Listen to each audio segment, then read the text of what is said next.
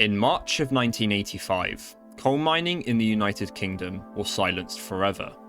The year before, thousands of miners began strikes across northern England and Wales, challenging a decision made by Margaret Thatcher's government to close pits that were seen as economically unviable.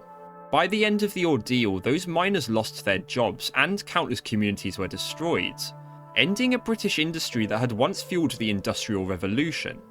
Today, that legacy is still visible all over the hills of South Wales, Lancashire and Yorkshire. Look closely enough and you can make out the countless old factories, foundries and pits that scar the landscape.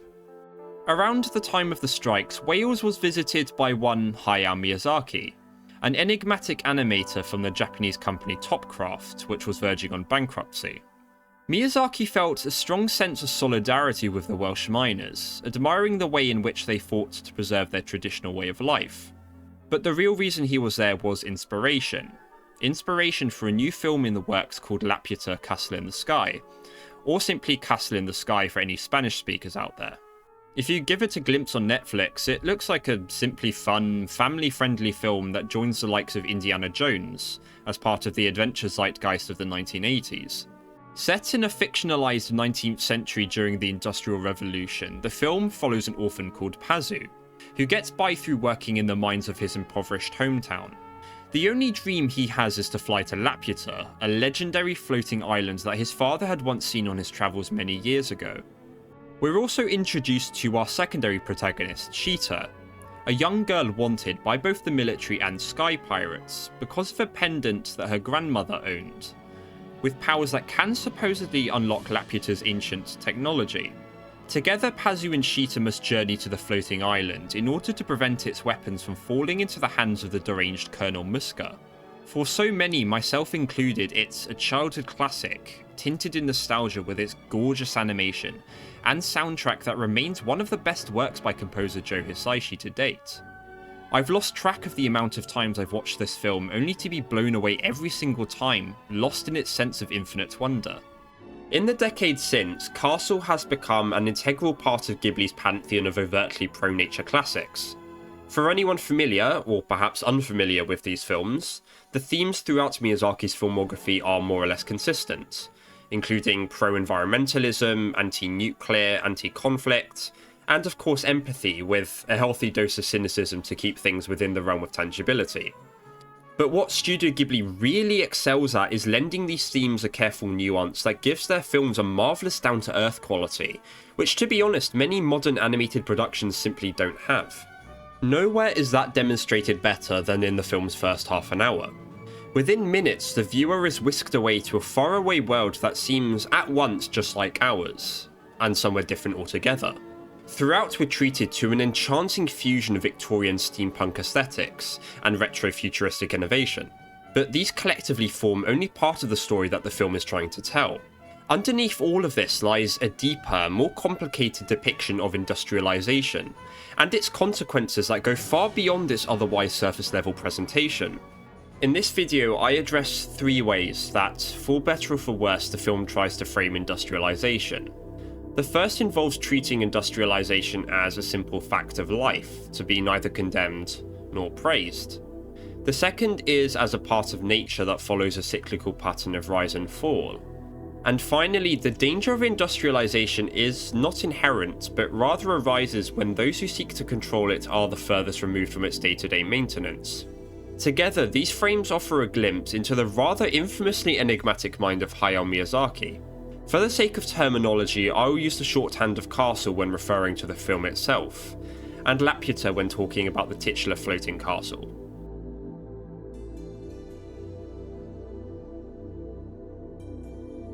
Castle in the Sky was the first major film to be released under Studio Ghibli's name in 1986, following on from Nausicaa of the Valley of the Wind in its open condemnation of over-reliance on technology. When it came to profit, Castle was hardly what you could call a success, making only about 2/3 of what Nausicaa had made. This wasn't by any means a strong start to the studio that would supposedly blow a new wind through the animation industry. Miyazaki himself unsurprisingly came away from the whole project with a sense of lingering futility and disillusion. The problem seemed to be one of demographics. Suzanne Napier writes that at issue was the film's target audience, middle schoolers and their families, at a time when Japanese animators were increasingly aiming for males in their teens and 20s. Yet having said that, Castle is retrospectively bundled in with Kiki's Delivery Service and My Neighbor Totoro as Ghibli's so-called soul-nourishing films, and has since become a beloved Japanese classic. Castle came out at a time when Japan's youth had grown up in what people then believed to be a consumer paradise. Modern commodities from TVs to Toyotas, once unimaginable during Miyazaki's generation, became so pervasive that the memories of the post-war years seemed nothing more than a haze in the distant past. To the dismay of the older generations, fewer young people observed traditional cultural practices, instead preferring things like a trip to the shiny new department stores in Tokyo's Shinjuku district. Would a youngster be more interested in fashion or Shinto rituals? Even academics framed this era as a unique zeitgeist, or in the case of Francis Fukuyama, the end of history, the point at which humanity had reached a system that entailed absolute freedom. But, as we all know, history has no end, it rhymes and ripples. And sure enough, everything changed when the Japanese economic bubble burst. Within 5 years, the country had entered a long drawn-out period of recession that arguably ended in the late 2010s, but they never really recovered from. Japan's once mighty manufacturing sector gradually moved its centres of production out of the country entirely, mostly to mainland Asia, where China began to cement its reputation as the world's workshop in the 90s. And so Japan followed a similar course as many countries in the West had, by shedding its industrial heritage and transitioning to a modern service-based economy. To this day, who knows how many factories and facilities lie abandoned across Japan, reminders of what had once sustained millions of livelihoods. To Miyazaki, industrialization had changed his country beyond recognition. He lamented the severing of people's connection with tradition, nature, and the increasing atomization of society itself. These changes had even percolated into the animation industry, with the rise of the mecha genre that appealed to an older demographic. This was something that Miyazaki infamously abhorred, not least for its utilitarian treatment of technology as an object to simply be balked at like a clueless dodo. Whilst these conditions formed the backdrop for Castle, the inspiration went beyond this to a very different place. Spanning back to one of the most famous British literary works of the Georgian period, Gulliver's Travels. In one tale, the protagonist discovers a floating disc in the sky known as Laputa, a satirical play on its Spanish translation meaning literally the whore, and learns that it's inhabited by a community of elites. In a scathing indictment of the ruling class and authority, these elites shun geometry, and spend more time looking through telescopes than after the lands they control. Technology is framed as a tool used by the rulers to crush rebellions. To leave the floating island is almost impossible, for the king finds that once someone has left, convincing them to return is incredibly difficult. In the end, the Laputian elites are scarcely worthy of ruling others, seeing as they can barely rule themselves. Little is actually known about the people that live on the earth below, but one thing is certain. Even with all of the innovation and the most advanced technology at their disposal, the Laputians are incapable of things that working people need and do. Technology is therefore not a source of emancipation, but a chain that keeps them captive. Miyazaki found Gulliver's Travels a staunch warning against the unremittent control of technology by elites. The 1980s was one such decade that saw research and design dedicated to laborious vanity projects. The most famous of these was Ronald Reagan's Strategic Defense Initiative, a program intended to neutralize Soviet ballistic missiles before they hit the American mainland. Outside of its obvious infeasibility, the estimated cost was in the tens of billions of dollars. For Miyazaki, the strategic implications for Japan were worrying. In an age of geopolitical turbulence, the future was uncertain. Would the nation eventually be forced to repeal Article 9 of its constitution that forbade waging war? Based on all of these, Castle in the Sky encompasses Miyazaki's anti-war sentiment and environmentalist leanings, but far from demonizing them, reframes technology and industrialization as both tools. These are devoid of inherent maliciousness, and as phenomena simply exist in the world like a pebble on the road. Which brings us to the first method of framing.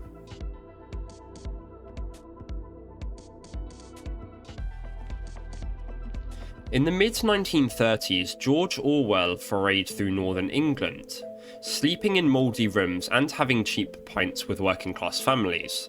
Later in his book, The Road to Wigan Pier, he wrote of the pervasive misery that existed across interwar Britain. Columbus sailed the Atlantic. The first steam engines tottered into motion. The British square stood firm under the French guns at Waterloo. The one-eyed scoundrels of the 19th century praised God and filled their pockets. And this is where it all led, to labyrinthine slums and dark back kitchens, with sickly, ageing people creeping round and round them like black beetles. Even at the height of its power, the British Empire not only thrived off the subjugation of its overseas possessions, but the very people that lived and worked in its heartland. Whilst the upper classes lived off hereditary wealth, the working class fueled the British elite's entire imperial project. Coal remained the lifeblood of the empire even in an era of oil. On average, a miner produced 280 tons of coal a year. Again quoting Orwell, revolution as much as reaction needs coal. The viewer isn't given much insight into the world of Castle in the Sky. From what we can tell, Pazu's country is riven by wealth inequality, complete with a bloated military bureaucracy more obsessed with securing the riches of Laputa than ensuring the security of their countrymen. In Pazu's home of the Slag Ravine, generations of miners have carved out an entire subterranean world, digging in every direction for anything of value. When Pazu and Sheeta seek to escape Dola's pirates and the military, we see countless abandoned factories, perched on top of precarious ledges and pillars. The village inhabitants know that time isn't on their side. One day the mines will eventually dry up completely. When he finds nothing more than rocks after a hard day's work, Pazu's boss remarks that they'll all be starving soon if things don't change. The processes that allow industrialisation to thrive aren't sustainable, and yet many of the characters rely on them for their livelihoods. As Sheeta and Pazu navigate the vast sea of caverns, they encounter Uncle Pom, who personifies this irony. Uncle Pom's character doesn't really extend beyond providing plot-relevant exposition, but what makes him an interesting character regardless is the existential dependence he has on the tunnels and mineshafts around him. For one thing, he carries everything he needs, from a roll-out tent to a pan and gas lantern, presumably only surfacing to get food and water. Much like the Welsh miners of our world, the people of Slag Ravine really have no choice but to carry on. In the words of one Welsh trade unionist during the strike, "We agreed with the decision we'd taken. The miners themselves wanted to fight to save their jobs." Before the advent of modern mining equipment and geophysical technique, the life of a miner was nothing short of miserable. Whilst the hours were of course long and conditions were grueling, the worst aspect was the pervasiveness of the job.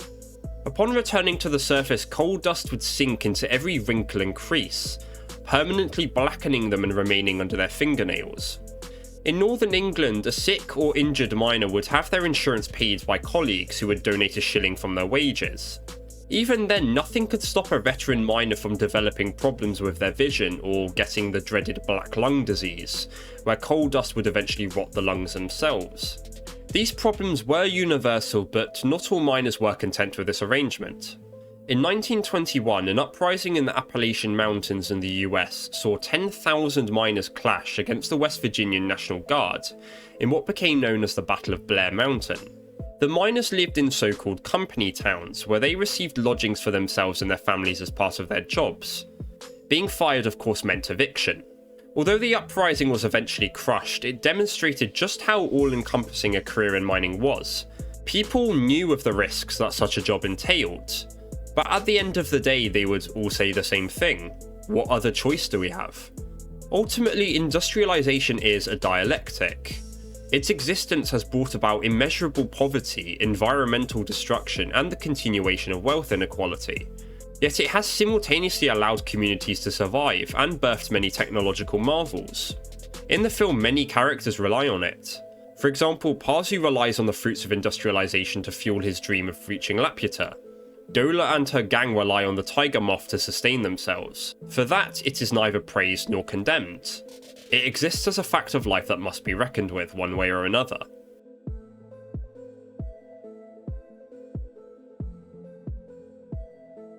The opening credits of Castle, despite being only 90 seconds, is important in two regards.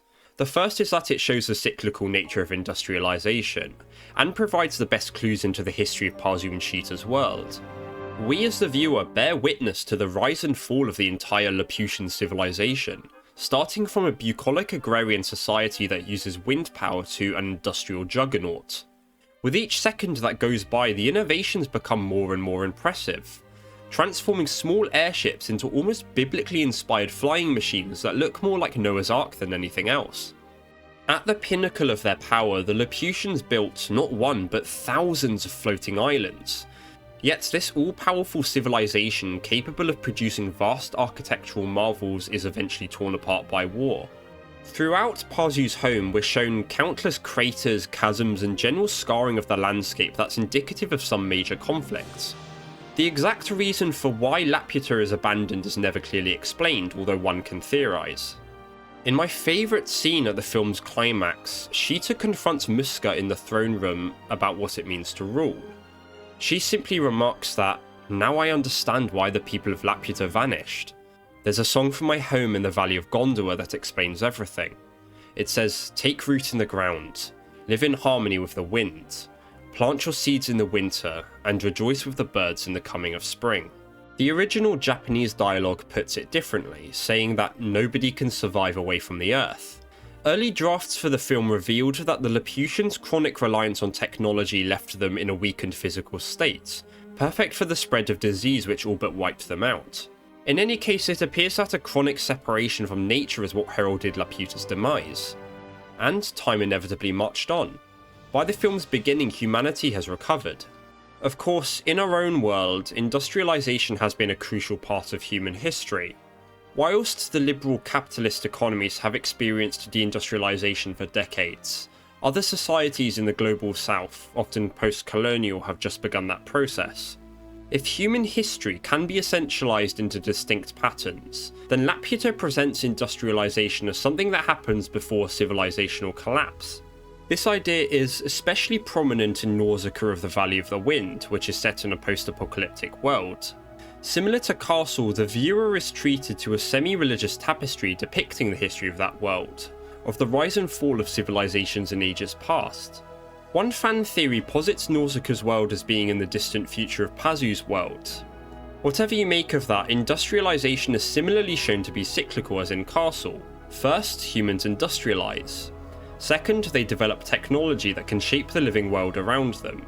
And third, some calamitous event brought on by humanity's own arrogance destroys it all, only for the survivors to pick up the pieces.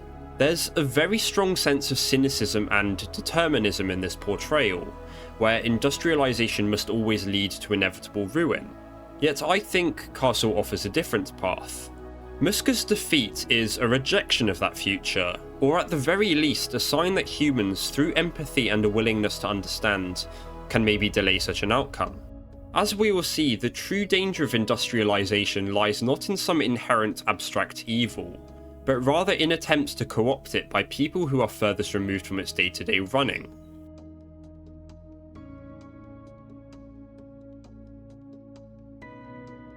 Colonel Muska is the most unabashedly evil antagonist throughout Ghibli's filmography.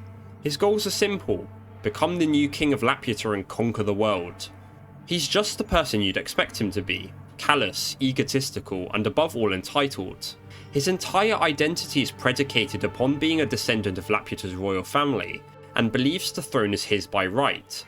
For this, he's prepared to sacrifice everything and everyone, even his closest allies. Over the course of the film, he shifts from a driven, calculating figure to a vindictive maniac once he reaches Laputa itself. For Muska, the present is only made important by what happened 700 years ago, when Laputa was still a force to be reckoned with. Based on attitude alone, Muska is as far as one can be from the real processes that sustain industrialisation. Where the workers of Slag Ravine take pride in their identity as honest and industrious people built upon mining and engineering, Muska holds no respect whatsoever for any of these things. The likes of Pazu and Uncle Pom demonstrate a certain humility that Muska sorely lacks. Even the film's secondary antagonists, Dola and her pirates, show great respect for the machines that they rely on. This paradigm is again seen in Nausicaa, when Princess Kashana attempts to revive an ancient god warrior and annihilate the toxic jungle, itself a product of humanity's mishandling of technology. Her position is anathema to the humble agrarian villagers of the Valley of the Wind, who, whilst practicing a very limited form of industrialisation, rely on its wider legacy by using ancient materials to make tools and weapons. Muska's backstory is largely a mystery, but the film does leave a few clues. When he and Sheeta enter Laputa's interior, Muska repeatedly flicks through a notebook that contains written instructions, probably based on ancestral tales. Upon finding the control panel to the castle's weapons, Muska desperately flicks through his book like a student that remembered that they have exams next week. But he's clearly spent a lot of time translating the Laputian language. At his root, Muska is really nothing more than a scared, conceited man-child. As Sheeta says, the most powerful weapons at his disposal would not change anything. Can one ever truly be a king when the castle and nation is in ruins? Just like the tale of Ozymandias, Laputa is a civilization that once thought itself eternal. Muska's obsessive pursuit of Laputa falls into an old trope of ignorant humans wielding technology beyond their understanding, often to the detriment of mankind. In Fallout, the Brotherhood of Steel, a faction descended from renegade elements of the US Army, seek to hoard technology because they believe that people don't understand how it works. And if that technology is ever used again, it would surely bring the world to ruin. Again, we see a similar thing play out in Nausicaa during the 7 days of fire that destroyed modern civilization. The feared god warriors are biomechanical horrors that eradicated most of humanity and its ego, but simultaneously act like young children when cared for by an ordinary human. But this trope goes beyond weapons of mass destruction. In Frank Herbert's Dune series, a civilization-spanning religious crusade against robots takes place known as the Butlerian Jihad, in order to cleanse their influence upon humanity. Isaac Asimov's Robots and later Foundation series does this differently, by having the robots themselves vanish, as they realise that their presence would only lead mankind to a state of perpetual decadence. Regardless of the setting, these works collectively frame technology and industrialisation as the core problems facing humanity's future development, whereas Castle refuses to brand them as the root of all evil, linking to the first frame that I discussed earlier.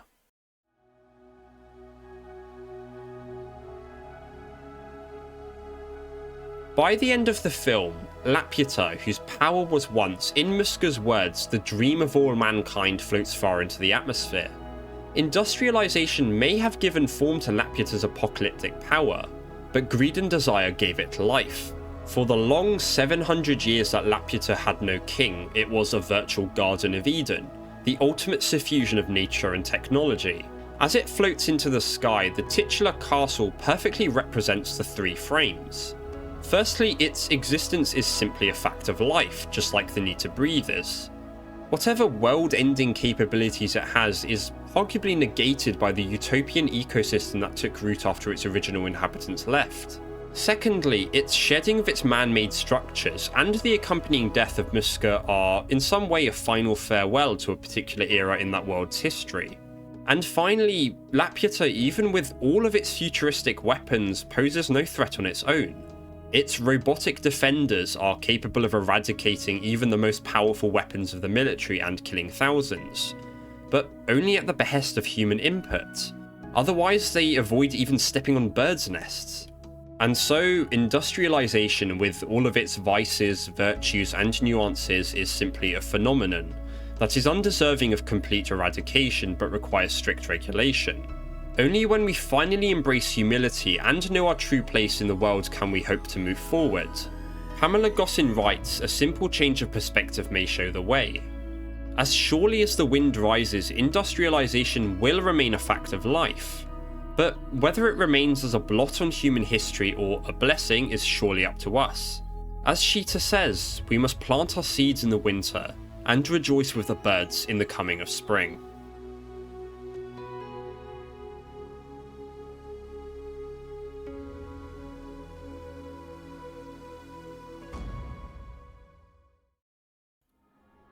If you're still here, I just want to give a massive thank you for staying until the end of the video. This is probably my longest and toughest one that I've released on the channel so far. For the non-Europeans out there, Europe is currently getting hit by a pretty brutal heat wave, so I've just been sat in my chair, editing away like a human ice cream. But you know what? I'm still alive, I'm still kicking. Let me know your thoughts on the video, leave a like, drop a comment, subscribe. As ever, I'm Iravik, stay safe in these hot days, and I will see you in the next one.